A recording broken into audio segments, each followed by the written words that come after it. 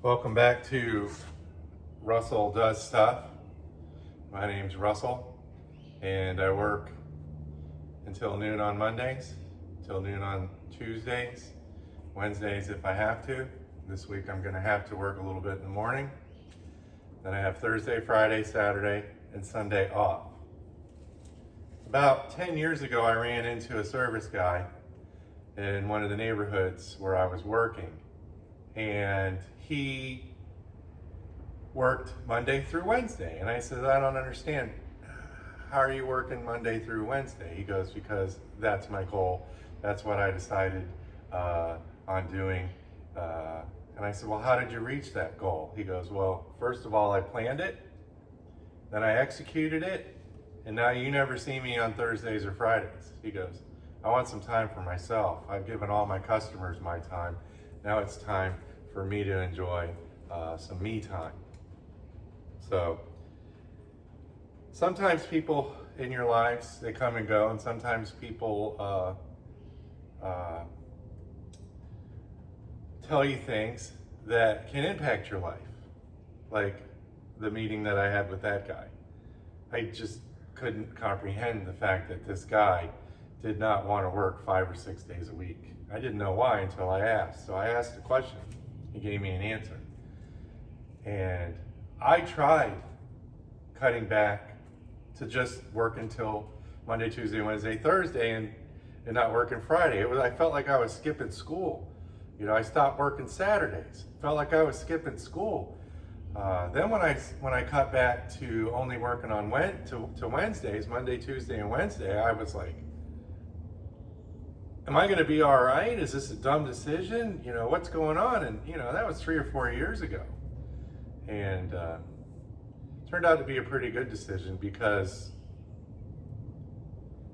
I got to spend more time with my dogs, was around the house a little bit more and stuff, which was a good thing, you know. So I got to thinking today when I got home after I had lunch. This is the past. The past, Russell, he bought an aluminum business. Yes, I was in the aluminum business. I had a soffit, gutter, and a vinyl business. How did I get that business? Well, I looked around for a business to buy. I was always an entrepreneur. And I just always had this prick inside of me that, you know, I was being pricked. You know, you should own your own business. You know, you don't really like working for other people. You don't sit still. You're always, you know, moving around and jumping around and stuff. And so I ran across this guy. His name was Dave, and he was selling his aluminum business. Asked him how much he wanted for it. And of course, their first answer, whenever you ask somebody what they want for something, is they want the moon for it. He wanted some astronomical amount of money. I didn't have any money. You know, I'm working hourly, and I don't have any savings, and I didn't see how that was possible, how I was ever gonna be able to buy this guy's business. Well, turns out that no one else wanted to buy his business for that price either, and he had no options. I didn't ask the right questions to the guy. I didn't do any research. I just heard that big, massive number, and I just curled up and internalized and you know, I was a little bummed out and stuff, and just went about my business. About 7 or 8 days later, I get a phone call from this guy. You know, hey Russ, how you doing? You know, that's how we talk. So what's up, Dave? What's going on? He says, you know, interested in buying the business. I said, Dave, I got no money. You know, I can't pay you that big amount for that business. I don't know. I think he wanted $50-some thousand dollars for it or whatever, which was, I don't know. I'm glad I didn't give it to him, because once I took the business over, the guy was very honest with how he described the business. We'll just leave it at that. I said, look, I can't buy your business. He goes, what can you do? I says, I can't do anything. So we talked for a little bit, and the conversation ended, and I think another 7 days or so went by, and I think my doorbell rang. I went to the door, opened it, there he was. He said, look, you interested in buying the business? I said, I told you, I don't have any money. He goes, well, what can you give me? I said, well, I don't have anything. He goes, I got that vehicle over there. That's it. That's all I have to my name is, I like Ford Explorers. I had a 2-door Ford Explorer. And he goes, what's it worth? I said, I don't know, maybe $3 grand, $4 grand or something. He goes, sell your truck. I have an office truck, a little Dodge truck that you can have if you buy the business from me. So he wanted $4,500 down so I could start purchasing the business. So I made a bunch of phone calls, and I finally found somebody who wanted the truck, and I sold it to him for $4,500. Called Dave up and I said, I got your down payment. When do you want me to start? He said, next week. So he was going to train me for a few days, he only trained me for like a couple hours. So I called my air conditioning job I had, and I told them I got to give my notice. They were disappointed. My boss's name was Bruce. He was pissed off at me. You know, I said I got an opportunity to go be a business owner. Whatever. He wasn't happy about it. So I gave my 2 weeks notice, and I had to put Dave off an extra week, and he was fine with that. It was delaying his plans, because the thing I didn't know was he wanted to leave. He wanted to move back to Virginia, I guess, and he had to get there ASAP. So I was holding him up. So I sold the truck, got the $4,500, showed up at 7 o'clock at the company's location, and gave him the $4,500. He gave me the corporate papers and all that stuff, signed everything over to me, and began to train me for a couple days. I thought I was going to get the Dodge truck right away. Turns out he needed it, so I didn't have a vehicle for 2 weeks. So that was kind of tricky. Here I am, broke. I own a business. I have no vehicle. So long story short, everything worked out. I got that business up to about $500,000 in sales for that year. The company was making, when I bought it, about $10,000 to $12,000, and I'm glad I didn't give him $50-some thousand for it, because it wasn't worth it. You know, he was explaining the company differently than it actually was. The employees, the whole situation was totally the opposite of what he was telling me. So always be careful and look into what you're getting yourself into. So I'll go into that story at another time, how I lost that, but sometimes in life things happen. You know, you get divorced, or the economy collapses. So that was kind of, you know, one of those deals there. Before I bought the aluminum business, I owned an automotive supply company. I think I was 19 or 20 years old, and I was looking around the town trying to figure out how I could make money in this town. And how many businesses did I see that were of a certain type? All I saw was repair shops. Everywhere I looked, there was a repair shop. There was 30 repair shops down one street. I said, what can I sell these guys? So I went into a repair shop, and I asked the owner for some time, and I said, hey, what do you need that you can't get? You know, he says, O-rings and oils and gaskets and stuff like that. And I said, well, if I can provide you with some of this stuff, do you think you'd be interested in buying it off of me? And I was like, yeah. You know, he was like, yeah, that sounds great. So he gave me a bunch of small parts that he wanted. So I took the small parts. I got on the computer. Interweb wasn't a big thing back then. We were still using phone books and fax machines. So I found the parts that he wanted, and I found the place that made the parts that he wanted, and they were in Texas. So I call them up on the house phone, and they asked me who I was, and I gave them the name of this business I just started.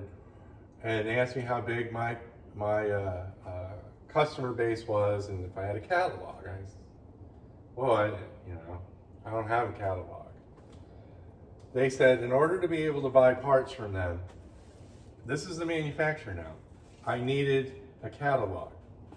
I told her I'd call back in a couple days, and I'll get a catalog over to them. So I found an automotive supply catalog. I ripped all the pages out of it, and I faxed it to her. She thought that catalog was mine. Next thing you know, I'm in the automotive supply business. I'm making assortments, kits, printing labels, driving 100 miles from the house, selling parts to all these repair shops. They were happy to see me because they needed them O-rings and the oils and stuff for doing compressor repairs and all that. Fuses, they loved me. Back when the speakers were big and people were getting those big sound systems installed in their car, I was supplying the big fuses and stuff for them. Ended up getting out of this business because the industry changed. Okay, I was kind of priced out of the business. A lot of these places stopped selling stuff to me, and were selling the bigger outfits. And I ended a relationship and ended up moving to Oregon and starting an air conditioning company up in Oregon. But I learned a lot about sales. Don't be scared to walk into a business and ask for the manager or the owner and hand them a flyer. I made flyers, and on the flyer, front and back, it had everything that I sold, who I was, and how to get in touch with me. I also started a cabinet business from scratch. There was a drunk guy that used to come around my aluminum business, and he was a talented cabinet maker. He made some of the neatest things out of wood. And he bugged me, his name was Billy. He bugged me for a year to back him in the cabinet business. So one day I gathered up about $10,000, and I said, this is our budget to do this cabinet business. All right, I'm gonna get some jobs. You're gonna make them in this place that you're living at. Show me what you can do, and we'll go from there. So he put the axe to the grindstone, and we made some really neat projects came out of that space that he was renting in. He also lived in it. So I rented this huge building, and I outfitted both sides of the building. One side is where we cut all the plywood and milled all the lumber and did all that stuff, and then the other side of the building is where we put everything together. I had fancy lights installed so you could see everything. I had tools. I ran air everywhere. Every guy had their own workstation. I had areas for glue and laminate. I had everything state of the art. All the tools anyone would need to ever make a closet, a kitchen, entertainment center, etc. I was bringing in $30,000 jobs. $10,000 jobs were about the average. Okay, I didn't have any CAD software. I didn't do any designs. Everybody can draw boxes, so I would draw boxes, and if they wanted something fancier, I would tell them to use this designer I had. His name was Jim, and he would design all the cabinet plans and stuff up for him and charge him, $600-700 or whatever. Some of the $10,000 jobs, I would just tell them to go to Home Depot. Home Depot will print you up a plan of your dream kitchen if you want them to, and give it to you. And then you bring it to me, and then I'll make that kitchen for you. So at the same time I was doing a cabinet shop, I bought a bedliner business next door. That guy, he'd come over all the time and was bugging me about buying his business. And he talk the numbers and the customers and stuff that he had. You know, he was talking everything up because he thought he had a sucker on the line. Well, he knew something I didn't know. The economy was collapsing. His business was going down. I noticed the business in the cabinet shop was going down a little bit too. Some of the contractors weren't paying me and stuff. That was that big recession that we had, where the economy collapsed and everybody had their houses foreclosed and stuff. That bedliner business I bought for $20,000 down. It was making about $1,600 a day, times 5 days on the average. It was about $96,000 a year gross, okay? Service, all right? I borrowed that money from 2 friends of mine, and I borrowed it on points. So points means for every 1,000 I borrowed, I had to pay him $100, okay? So that's how I got into the bedliner business. My plan for this business was to have an employee to run the business, and I would do sales and stuff. So I had an aluminum business, a cabinet shop, and a bedliner business all at the same time. I was coming in the aluminum business, getting the guys going over to the cabinet shop, getting those guys going, and I was doing the bedliner business by myself. So by about 10 o'clock, I was in the bedliner business and I was doing prep on the vehicles. Customers would drop them off the night before, put the keys in the slot, tell me what they want, and I'd pump them out. I worked for a lot of companies.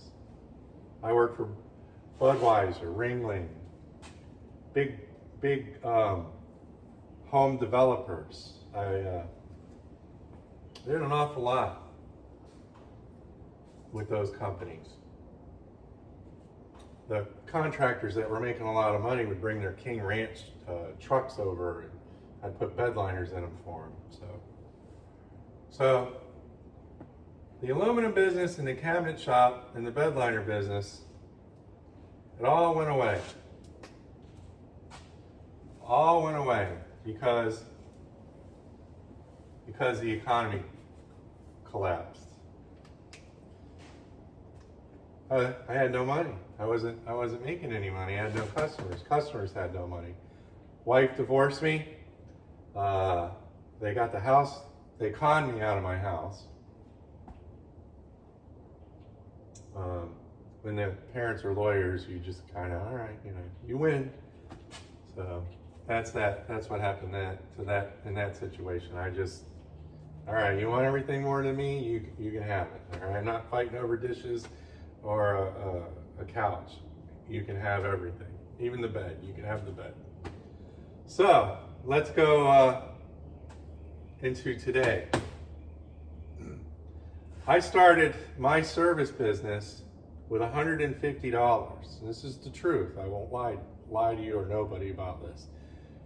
My ex-girlfriend sold her engagement or wedding ring, and it was expensive. I don't know. She was probably fibbing about the price of the ring to the people that she was trying to sell it to. She gave me the money from the sale of that failed relationship ring. And I bought a Ryobi hedge trimmer, okay?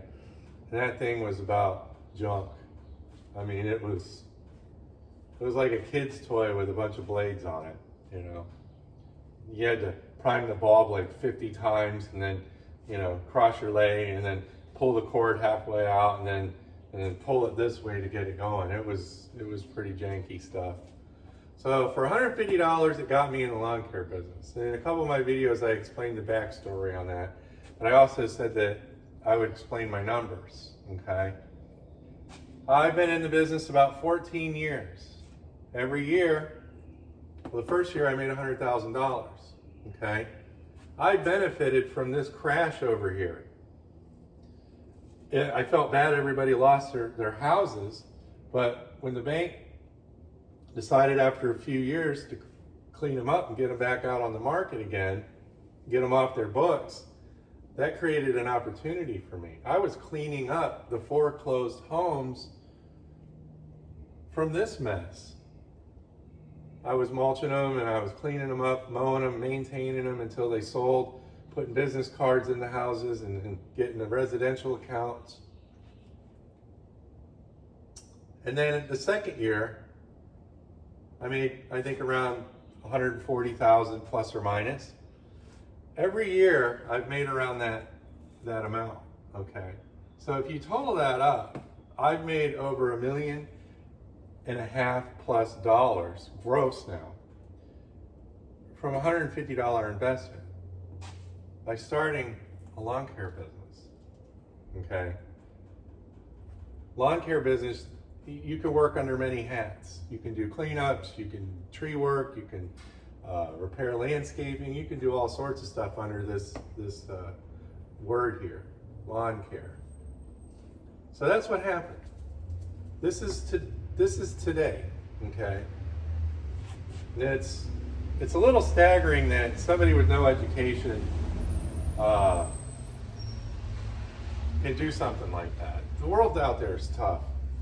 It'll beat you down, all right? I worked my butt off to get to this number.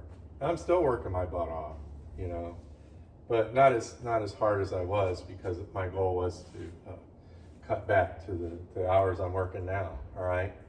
So during this journey here, I had to do some things in order to get to this amount. Facebook Marketplace is a great place to buy things. You can buy ironing boards, you can buy golf carts, you can buy someone's business that they don't want. Type in lawn care businesses for sale. A few pop up. Call them up. Listen to what they have to say. Most of the time, they're not going to tell you the real story, okay? So what you have to do is you have to outweigh them. If you do get any information out of them, like one guy said, he fell in love with some girl and he wanted to move back up north. All right. So that got me to thinking, that guy's in a real hurry to sell his business. I'll just wait him out. So I ended up buying $10,000 worth of mailbox money a month for $20,000. Okay, that's what I ended up giving him. It's 20 grand for 10 grand a month. All right. I increased that by doing extra work and stuff. So that's, I farmed those accounts and stuff. So I did that. Another time I got on Facebook Marketplace and I bought an account for $3,500. Okay. That brought in about $26,000 in mowing money. And then that didn't count extra work, tree work and stuff like that, because I maintained like 46 palm trees, cut trees down, did all sorts of extra stuff, sod. Whenever they had a water main break or something, I had to re-landscape stuff. I planted the front entrance, plants at the sign and stuff. So for $3,500, I added that to this, okay? I forgot to put another time I bought probably $3,200 a month in business for about $3,400. I did those accounts for a few years, maybe 3 years.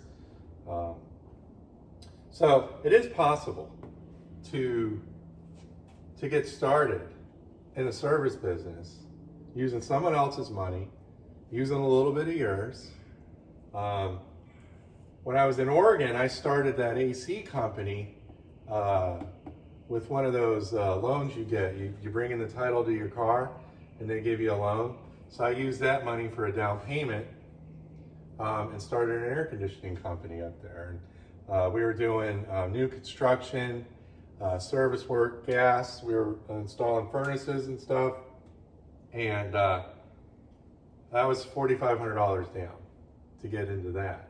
And we had a pretty big contractor we were working for. I went into business with 2 other guys. We all each had strengths. I was the sales guy, service guy. One guy was the install guy and knew how to make all the plenums and stuff out of metal. And then the other guy was kind of the laborer.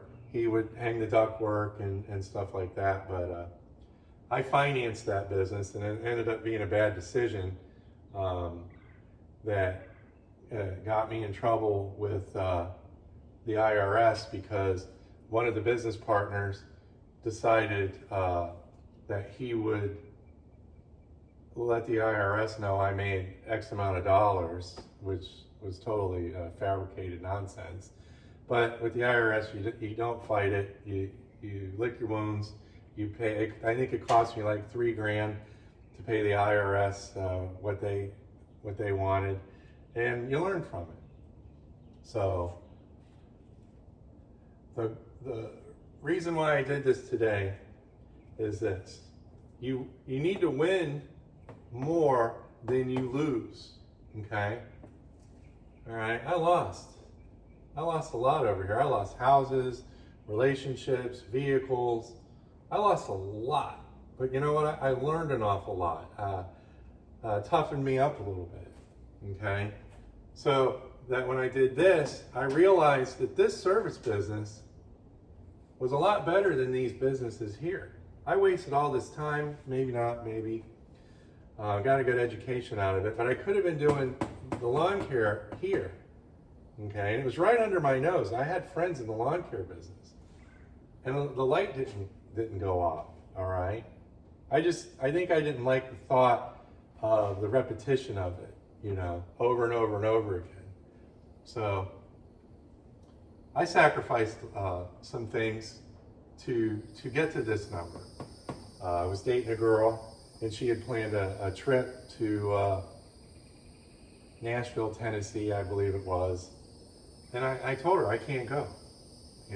I needed to go to my accounts and take care of my accounts so I wouldn't get in trouble and I could be responsible, etc. And she was mad at me, and so she went on the trip. We eventually, a couple weeks later, broke up. So if you want to get to a number like this, you can do it quicker than 14 years. You can do it longer, have less accounts, You can play with the numbers however you want. You can put, every waking hour of your life into this. Like I said, I could have grown this business, and I thought about growing this business into a $750,000 business, okay? But I would have needed things like a shop, mowers, lots of equipment, fuel, and it just didn't make any sense. When I wrote all the numbers out, just because you gross $750,000, how much of that money are you actually keeping? Well, I found I kind of keep the same amount and maybe a little more working by myself. Now, everybody likes to have a helper. It's good to have somebody with you during the day and you're talking to them, because all I do is I hang out with noisy lawn equipment, noisy machines and stuff. So it's nice to have somebody ride around with you to break the monotony of the over and over and the over and the over and the alone by yourself that this is. So right here is living, walking, breathing proof that you can start a service business up and make some good money. You're probably already in a business, or you're thinking about starting one up, or you started one up yesterday. Maybe you've been motivated by this video. It's possible. The worst people can say is no. No, I'm not going to accept a down payment. Most of these accounts, you figure out how much they gross in 3 months, and you give them, 3 months. You can negotiate. A lot of room for negotiating when you buy a service business. So, something to think about. Well, this is Russell with Russell Does Stuff. And if you're just passing by and this is not your thing, I appreciate it. You want to help out a perfect stranger, hit the subscribe button, hit the like button. Come back in a few weeks or a month or so, and maybe you'll see a video that you like and you may get hooked. I appreciate everybody who's subscribed. One guy said that the videos were good, and he didn't understand why more people aren't watching them. And that's the algorithm of YouTube. I have no control over that. But what I do have control over is myself. I have to sell myself every day. I'm trying to sell myself to you guys, and I want to use some of my experiences to maybe help you guys out. There's a guy in the Army who commented, you know, he liked that window washing idea. Low overhead, man. This is low overhead. You get a truck for $3,000. If the air works, fine. If the radio works, who cares? I didn't turn the radio or the air on for the first 3 years, okay? I didn't deserve air conditioning or entertainment while I was out working. I wanted to be focused on what I was doing, okay? You can get a mower for $2,000 to get you through the first year, first season of this business. You can pick up used equipment for a couple $100, all right? You can get into this business. You know, someone's selling accounts right now on Facebook Marketplace. Make them yours. Call them up, negotiate a deal with them. So, and if you're subscribed, I really appreciate it. And thank you very much. And this is Russell with Does Stuff. Until the next time.